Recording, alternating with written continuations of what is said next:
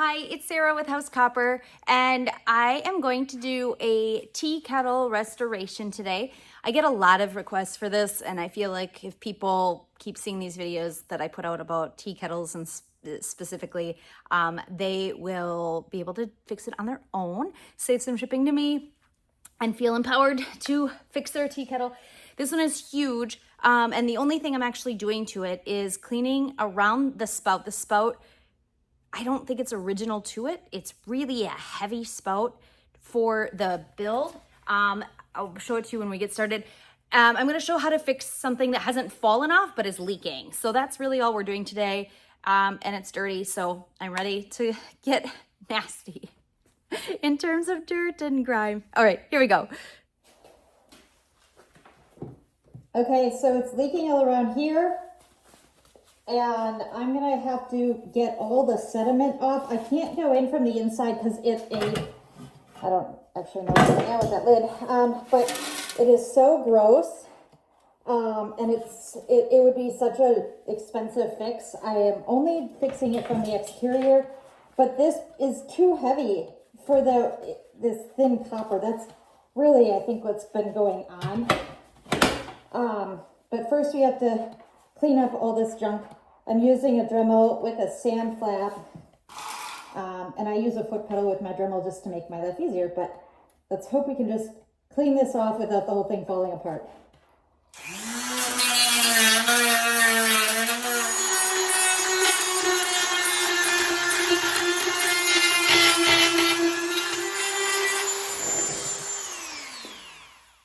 I'm finding leaks kind of everywhere, so it's going to be a lot of solder to get this not leaking again.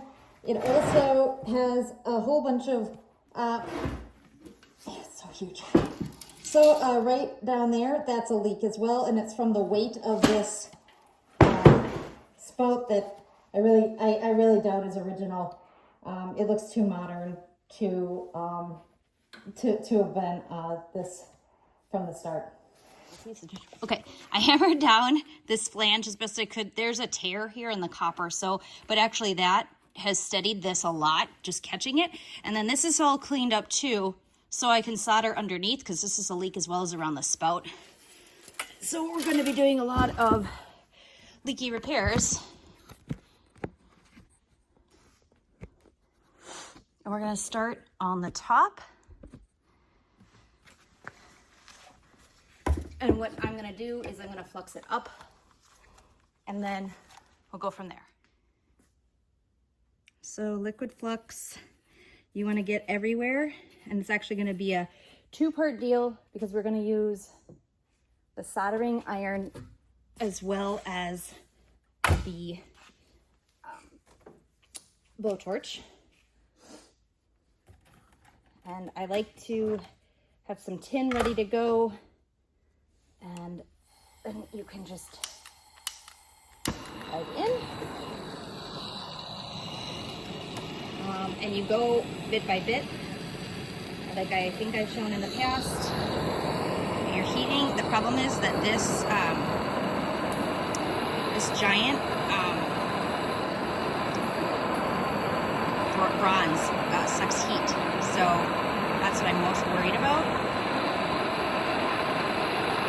How it's all just, everything's pouring, which is not good, but it is starting to seal.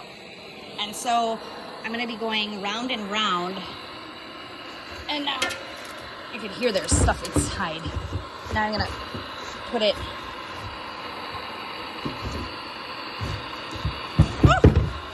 I think the hardest part working on restorations is coming up with a way to hold everything. And that's something to be aware of too. I'm always rearranging the wood blocks. I use just like regular wood, pine wood, and then these mats, which I've shown before.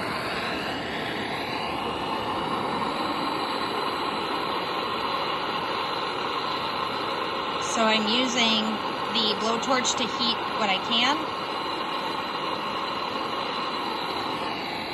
And everything is just running. So fun.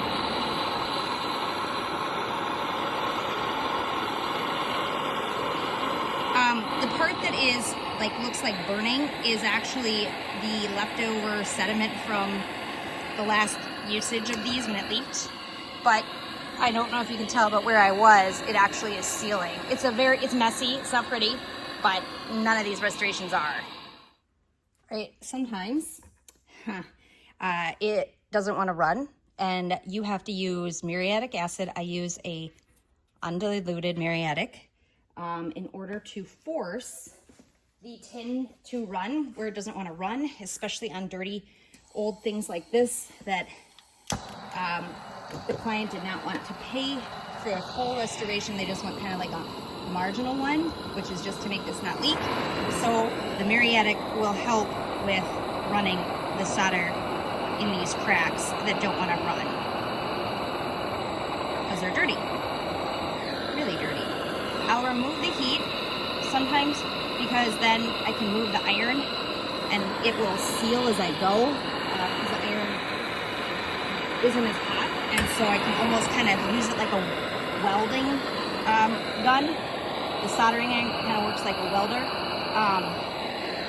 So there, I'm removing the heat again, and then the metal draws the heat from the iron so much that I can actually, you can almost see how it looks like welds. I just had it closed and I'm going in circles. But if you look, it starts to look, oh my gosh, focus. It starts to look like a weld. That's what I'm doing with the iron once I pull the heat off. Okay, here is a crack right there. I am going to actually hit it with muriatic acid. There's a ton of junk on the inside of this and it keeps coming out on me. And so this is becoming this way. I really don't love doing these. They're a pain in the neck. I spilled all my muriatic acid.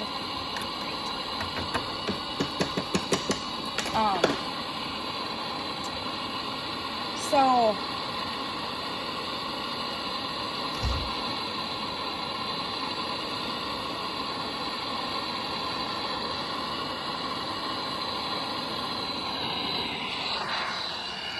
I'm going to use the heat to hit, but then I'm actually going to kind of almost let it cool as I go, and I'm going to like glob, see if it takes. See that there's still the crack,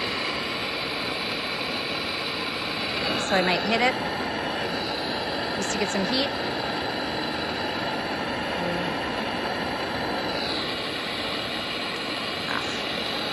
See, it is just, it really does not want to take anything. But if I move the soldering iron slow enough, I can kind of create a bridge. It's like trying to create a tinker's dam without the dam on the back. And if it still isn't working, you just keep adding more muriatic acid because you're dealing with a crack that is dirty on the inside, and that's the dirt is coming out as you move too, and so you're really fighting a lot of elements.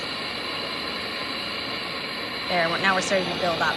So you can see I'm like trying to create like a built up like glob. We're getting there. Trick is, and sometimes you almost need more solder than you realize to do this. All right. I'm working on the bottom, and it's the same thing. I'm doing, muriatic acid because I'm trying to get around the dirt on the inside that any type of Dremel will not work to get into, and then I'm adding flux after that, and I'm using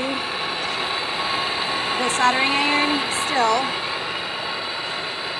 and the heat, and I'm going back and forth. So I'm trying to get it to run, and then I'm pulling away, run, pulling away. And it's truly just the most putsy back and forth imaginable to try and get the solder to run where it really doesn't want to run. And that's what you're really dealing with, is you're dealing with dirt and grime and old food and sediment that's sitting inside a lot of these. And the sediment likes to leak out, but you can't get into it without weakening the copper a lot too. That's a big, see how it's just beating off? Yeah, there's a big hole there. All right, let's keep going. Okay, so like that repair took an hour, and it shouldn't, but it's, those pots are disgusting, and that's the last one I probably will ever do. I'm tired of doing those. They're no fun. I'm teaching you guys how to do them. Anyway, so that's how you seal a nasty kettle from the outside, especially one that isn't clean and won't be clean. So you're going back and forth with that pure muriatic acid and your flux, and then using the blowtorch sparingly just to help the solder run, and then using your soldering iron like a welding mechanism. All right, let me know any thoughts, questions, comments. Thank you for watching. Don't forget to like, subscribe, and share, and find me wherever you can find House Copper on Instagram and Facebook, and Copper, Iron, and Clay wherever books are sold. And I will see you in the copper shop next time.